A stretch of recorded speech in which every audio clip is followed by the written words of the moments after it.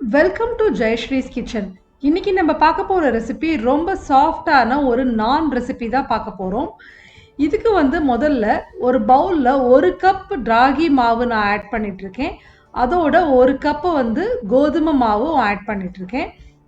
மைதாலாம் எதுவுமே சேர்க்க போகிறது கிடையாது. இதோட 2 டீஸ்பூன் சுகர் சேர்த்துக்கிறோம். தேவையான அளவுக்கு உப்பு சேர்த்துட்டு 1/4 teaspoon baking soda, 1/2 teaspoon baking powder போட்டுக்கலாம். 1/4 கப்பு தயிர் சேர்த்துக்கிறோம். வீட்டில் பண்ண தயிர் தான். இதோட 1/2 கப்பு வார்ம் மில்க், ரொம்ப சூடாக இருக்கக்கூடாது, வார்மாக வெதுவெதுப்பான பால் சேர்த்துக்கலாம். இதெல்லாத்தையும் நல்லா மிக்ஸ் பண்ணிவிட்டு தேவையான அளவுக்கு கொஞ்சமாக தண்ணி சேர்த்து நல்ல ஒரு டைட்டான சாஃப்டான டோவாக நம்ம பிசைஞ்சு வச்சுக்கலாம்.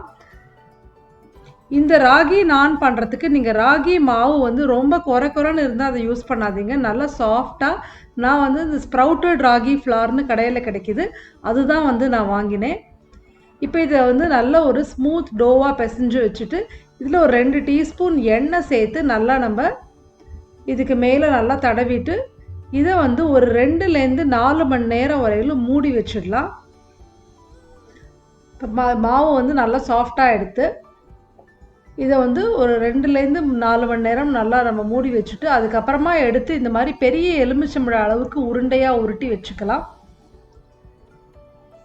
இப்போது இதில் அரிசி மாவோ இல்லைன்னா கோதுமை மாவோ தொட்டுட்டு நல்ல ஓவல் ஷேப்பில் திக்கு நானாக நம்ம இது பண்ணிக்க போகிறோம். நான் எப்போவுமே நம்மளுக்கு கொஞ்சம் திக்காக இருக்கும், ஓவல் ஷேப்பில் இருக்கும், ரவுண்டாக சப்பாத்தி மாதிரி இருக்காது. ஸோ இந்த மாதிரி திக்காக நம்ம பண்ணிவிட்டு சூடான தவாவில் போட்டு ஒரு பக்கம் குக் பண்ணிவிட்டு கொஞ்சம் லேசாக பபிள் வர ஆரம்பிக்கும் போது இன்னொரு பக்கமும் திருப்பி போட்டு குக் பண்ணிக்கலாம்.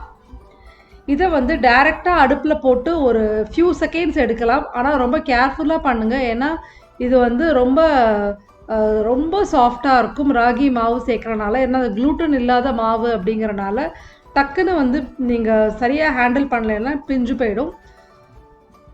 அந்த மாதிரி அடுப்பில் டைரக்ட் ஃப்ளேமில் போட்டு எடுத்துட்டு அதுக்கப்புறமா 2 சைட்லேயும் கொஞ்சம் பட்டர் தடவிட்டு நம்ம இதை தவாலேருந்து எடுத்துடலாம். ரொம்ப சூப்பரான சாஃப்டான ராகி நான் நம்மளுக்கு ரெடி ஆகிடுது. மைதா ஈஸ்ட்டு எதுவுமே சேர்க்காம ரொம்ப சாஃப்டாக ரொம்ப சூப்பராக இருக்கும்.